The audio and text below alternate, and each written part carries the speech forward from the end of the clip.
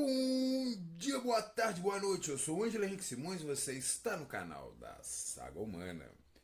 Esse é o vídeo de número 91 aqui do canal, cujo tema foi escolhido pelo membro do canal, Thiago Hesbert. E o próximo vídeo, conforme ficou decidido, será uma live, a segunda do canal. Por esse motivo foi postada uma enquete para que você ajude a escolher o melhor dia da semana para que essa live possa ser feita. Então, acesse a enquete, vote e já vai organizando os temas sobre os quais você tem dúvidas para que no dia da live você mande suas perguntas e a gente possa conversar sobre eles. Se você é novo por aqui, seja bem-vindo. E se você gostar do vídeo, então se inscreva no canal. E se você já é inscrito, considere a possibilidade de se tornar um membro do canal. Como membro, você apoia o canal, influencia na definição dos próximos vídeos e abre as portas para que o conhecimento possa chegar até você. E uma boa dica de leitura que eu recomendo é o meu livro, A Saga Humana, que aborda, expande e detalha os temas tratados nos vídeos do canal. Mas, sem perda de tempo, vamos logo para o vídeo da semana e, enquanto rola a vinheta, já sabe, né? Já vai deixando o seu like, porque eu garanto que vai valer a pena.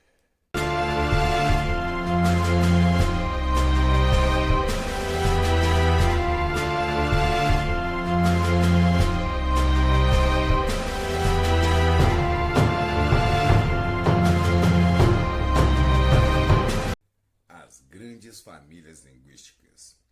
As línguas faladas atualmente estão agrupadas dentro do conceito de famílias linguísticas, as quais incorporam um conjunto de línguas que se conectam por meio de um padrão que as une. As famílias por origem comum reúnem línguas que surgiram a partir de uma região geográfica única, onde existiu uma protolíngua comum, a qual se expandiu e eventualmente culminou por se desmembrar em diferentes línguas, na medida em que os seus falantes foram empreendendo migrações. Ao longo dos últimos 10.000 anos, duas das maiores famílias linguísticas do mundo estiveram se formando na Eurásia, uma no Ocidente e outra no Oriente dessa extensa massa continental. Essas duas famílias linguísticas são a família indo-europeia e a família sino-tibetana. Essas duas famílias, juntas, representam quase 60% da população atual, com a família indo-europeia sendo falada por cerca de 3,3 bilhões de falantes, e a família sino-tibetana por cerca de 1,5 bilhões de falantes. Os outros 40% da população mundial são falantes de línguas que compõem principalmente outras 13 famílias linguísticas maiores, além de línguas isoladas e de línguas crioulas. Línguas isoladas são aquelas que não apresentam nenhum grau de parentesco com outra língua conhecida e que, portanto, não pertencem a nenhuma família ou tronco linguísticos e geralmente apresentam fortes características aglutinantes, ou seja, que fazem um estendido uso de morfemas. Já o conceito de agrupamento das línguas crioulas incorpora um curioso e diferente entendimento. O termo crioulas não é uma referência à pigmentação epidérmica, mas sim ao verbo criar, na forma crioula. As línguas crioulas foram criadas a partir da interação de grupos falantes de diferentes línguas que, por algum motivo, se esforçaram por estabelecer uma comunicação. A partir do contato entre esses grupos, começaram a se destacar uma ou outra palavra, de forma que, com o passar do tempo, um vocabulário começa a se formar. Na sequência, começam a surgir alguns padrões na formação de frases, até que emerge uma língua criada. Já as famílias de línguas agrupadas por afinidade regional reúnem línguas com pouco ou nenhuma afinidade linguística entre si, mas que são faladas por grupos de falantes estabelecidos em regiões próximas. Por fim, existe ainda a família das línguas artificiais, que são línguas construídas por uma ou mais pessoas e que não foram submetidas aos processos de evolução cultural normal. Entre essas línguas, destaque para o Esperanto, que é a língua projetada mais falada do mundo, a qual já saiu dos níveis de projeto de semilíngua, encontrando-se atualmente em um estágio de desenvolvimento mais evoluído do que a maioria das outras línguas planejadas.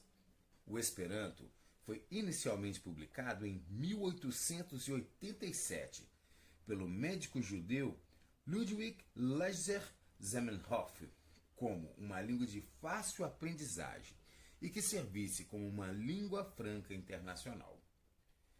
Outra língua que também foi projetada é o inglês básico. Essa é uma versão simplificada da língua inglesa, composta por 850 palavras selecionadas, cujo vocabulário é utilizado como guia para a edição de artigos na Wikipédia em inglês simplificado. Mas, entre as línguas artificiais, também existem as línguas artísticas, presentes em obras de ficção. Esse é o caso das línguas presentes nas obras de Tolkien, autor de O Senhor dos Anéis, e de George Martin, autor de Guerra dos Tronos. Mas talvez a língua artística mais conhecida seja o Klingon, da série Jornada nas Estrelas, a qual conta, inclusive, com algumas publicações. Mas o grupo das línguas artificiais é de pouco interesse para o tema das origens da humanidade e da civilização, de forma que não iremos nos alongar mais sobre elas, além do que já foi falado aqui. No vídeo anterior dessa série sobre a história das línguas, abordamos exclusivamente a família das línguas indo-europeias, as quais são faladas atualmente por cerca de 40% da população mundial. Mas agora, vamos falar sobre as outras grandes famílias linguísticas que chegaram até o nosso tempo. E para começar, vamos abordar a família linguística que possui a mais longa história registrada. Você é capaz de dizer qual é ela? A família das línguas afroasiáticas, ou camito-semíticas. A família das línguas afroasiáticas, também chamada de família camito-semítica, refere-se a um tronco com cerca de 400 línguas, faladas por aproximadamente 500 milhões de falantes. Essas línguas são faladas desde a antiguidade por populações estabelecidas no norte e no leste da África, no sudoeste da Ásia e também na região do Sahel, uma ampla faixa de transição com cerca de 600 quilômetros de largura que se estende desde a costa atlântica à costa do Mar Vermelho, situada entre o sul do Saara e a região de savanas. A família das línguas afroasiáticas possui a mais longa história registrada e inclui diversas línguas da antiguidade africana e do Oriente Médio, como a egípcia, a acadiana, a babilônica, a fenícia, o árabe, o hebraico e tantas outras. Seus sistemas de escrita figuram entre os mais antigos que se tem registro na história humana, e deles derivam muitos dos sistemas de escritas posteriores. Esse é o caso, por exemplo, do sistema de escrita do alfabeto latino, cuja origem remonta ao alfabeto fenício, uma extinta língua do ramo semítico. O fato de as línguas semíticas terem sido continuamente registradas por meio da escrita praticada ao longo dos últimos 4.000 anos lhes confere um lugar especial nos estudos de linguística histórica. Dentre a família afroasiática, o grupo das línguas semíticas figura como o único ramo presente majoritariamente fora do continente africano. Evidências sugerem que grupos de falantes de línguas semíticas percorreram uma rota migratória que partiu do sul da Península Arábica e alcançou a Etiópia, região que é eventualmente apontada por alguns estudiosos como suposta região de origem dos povos semitas. Essa conhecida migração explicaria, segundo muitos desses autores, a presença das línguas semíticas atualmente faladas na região, como o aramaico e o tigré. Segundo esse entendimento, a presença dessas línguas na região sugeriria que o semítico tenha se originado na Etiópia e de lá migrado para a Península Arábica. O Urheimat é um termo linguístico referente à terra natal dos falantes de uma protolíngua, cuja localização costuma ser alvo de intensos debates entre os cientistas. A localização do Urheimat do proto-indo-europeu, por exemplo, é alvo de extenso debate, de forma que podem ser encontrados autores que defendem que a Anatólia, as estepes russas e, eventualmente, o Cáucaso sejam o Urheimat do proto-indo-europeu. E da mesma forma, o Urheimat do proto-afroasiático também não figura como alvo de consenso entre os linguistas. Por isso mesmo, as hipóteses sobre o Urheimat dessa família linguística costumam considerar três regiões, as quais são a região do Levante, e nesse caso associada aos natufianos, a costa ocidental do Mar Vermelho e a Etiópia, essa última justamente com base na presença de línguas e outros elementos culturais semitas encontrados na região. A família das línguas nígero-congolesas.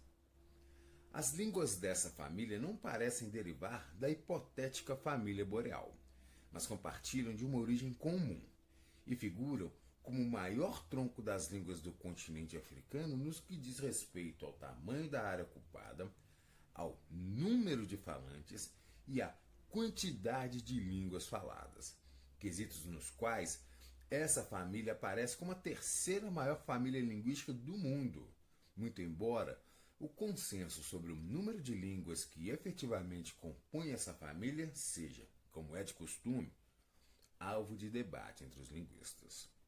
De qualquer forma, a quase totalidade das línguas faladas na África subsaariana pertence a essa família linguística. E dentre os grupos de línguas que a compõem, destaque para o grupo das línguas bantus, o qual ocupa a maior área geográfica entre as demais. E entre as línguas mais conhecidas da família nígero-congolesa estão o Yorubá, o Shona e o Zulu. Essa família possui cerca de 9 ramos, dependendo de como se conta, e deriva de uma protolíngua que teria sido falada por volta de 3000 AEC, justamente numa época em que a agricultura avançava sobre a porção mais ao norte dessa região. As línguas da família nígero-congolesa representam atualmente cerca de 2/3 das línguas faladas no continente africano e contam com cerca de 550 milhões de falantes e aproximadamente com 1.500 línguas e dialetos somados. A família das línguas africanas. Essa é uma pequena família linguística, também chamada de família Khoisan, compostas por línguas que são conectadas por meio do conceito de afinidade regional, uma vez que elas apresentam uma fraca afinidade linguística, embora sejam faladas por populações geograficamente próximas, instaladas no sudoeste do continente africano. Os grupos de línguas que compõem essa família são o Kwa e o Khoisan, mas eventualmente também são relacionados o Mandé e o Kru, que alguns linguistas costumam relacionar à família das línguas nígero-congolesas. Na realidade, muitos linguistas preferem inserir as línguas dessa família como um ramo à parte, dentro da família das línguas nígero-congolesas. Mas, como é de costume, há pouco consenso e convergência quanto à classificação das línguas e dialetos que compõem essa família. A família das línguas urálicas. As línguas urálicas formam uma família com aproximadamente 30 diferentes línguas, faladas por cerca de 20 milhões de pessoas. Essa família linguística é dividida entre o tronco das línguas úgricas, fino-permianas e samoiedas. Entre as línguas dessa família estão o finlandês, o estoniano, o húngaro e o lapônico. O termo urálico, que dá nome a essa família, é uma referência ao provável Urheimarte dessa família, os Montes Urais. Alguns linguistas entendem que os falantes do proto-urálico teriam feito parte de uma vasta população que esteve assentada nesse atual território do centro da Rússia por volta de 5000 AS. Nessa época, do outro lado dos Montes Urais, viviam os ancestrais dos siberianos, os quais, 1,5 milênio mais tarde, empreenderiam migração em direção ao Oriente. Mas o fato é que alguns autores preferem classificar a família das línguas urálicas, assim como outras, apenas como um tronco adicional da família das línguas indo-europeias. A família das línguas caucasianas. Assim como a família das línguas africanas, essa também é outra família linguística formada não pelo conceito de origem comum, mas sim por afinidade regional. O tronco das línguas caucasianas é composto por uma longa relação de línguas, a qual varia de acordo com o autor, mas cujo número de falantes é atualmente estimado em 11 milhões de pessoas. A ocorrência das línguas dessa família limita-se ao Cáucaso, uma região que fica espremida entre o Mar Negro e o Mar Cáspio. Estudos linguísticos classificam o grau de parentesco entre as línguas da família caucasiana em níveis que variam desde inexistente até muito pequeno. Alguns historiadores associam a extinta língua hitita, falada na Anatólia, ao tronco caucasiano. Da mesma forma, alguns linguistas consideram as línguas do trono caucasiano como um grupo dentro da família indo-europeia ou da extinta família das línguas anatólicas. Mas o fato é que na região do Cáucaso também verifica-se a presença de línguas das famílias indo-europeias e altaica. E mesmo com tantas indefinições rondando a classificação das línguas caucasianas, sua quantidade total não costuma ultrapassar a contagem de 50 línguas diferentes. A família das línguas dravídicas. As línguas dravídicas formam um conjunto de cerca de 73 línguas, que são faladas atualmente no sul, leste e centro da Índia, em regiões do Sri Lanka e em regiões do Paquistão, Nepal, Bangladesh, Afeganistão e Irã. Adicionalmente, existem bolsões de falantes de línguas dravídicas na Malásia, nas Filipinas, na Indonésia e em Singapura. O número de falantes dessas línguas é atualmente estimado em cerca de 200 milhões de pessoas. Entre as línguas dravídicas estão o Tâmil, o Malayala, o Kannada e o Telugu, todas línguas oficiais da Índia. Alguns modelos linguísticos estimam que o proto-dravídico foi falado até por volta do 3º milênio AEC, época em que a civilização Harappa começou a florescer no Vale do Indo. O Urheimate e os caminhos da dispersão das línguas dravídicas são alvo de debate entre os especialistas, mas é consenso que os falantes do dravídico eram nativos do subcontinente indiano e já estavam lá quando os primeiros indo-europeus chegaram à região por volta do 2º milênio AEC. Então é isso, pessoal. Essas são as famílias das línguas atualmente faladas na África e na Eurásia Ocidental.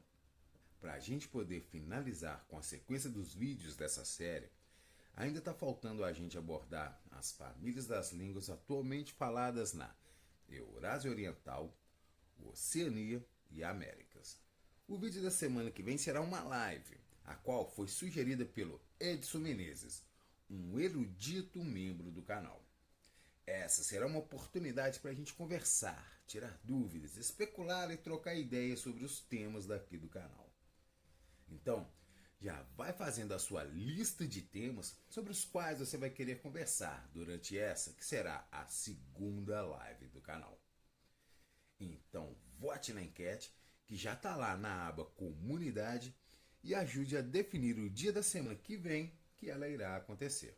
Esse foi o vídeo de número 91 daqui do canal, cujo tema foi proposto pelo Thiago Hesbit, membro ilustre daqui do canal. Obrigado pela sua companhia até aqui, espero que tenham gostado e agradeço se você puder compartilhar, curtir e comentar esse vídeo. E se você ficou até aqui comigo e ainda não é assinante do canal, então se inscreva. E se você já é inscrito, mas ainda não leu o meu livro, então leia, pois ele amplia e complementa o conteúdo que você assiste aqui no canal.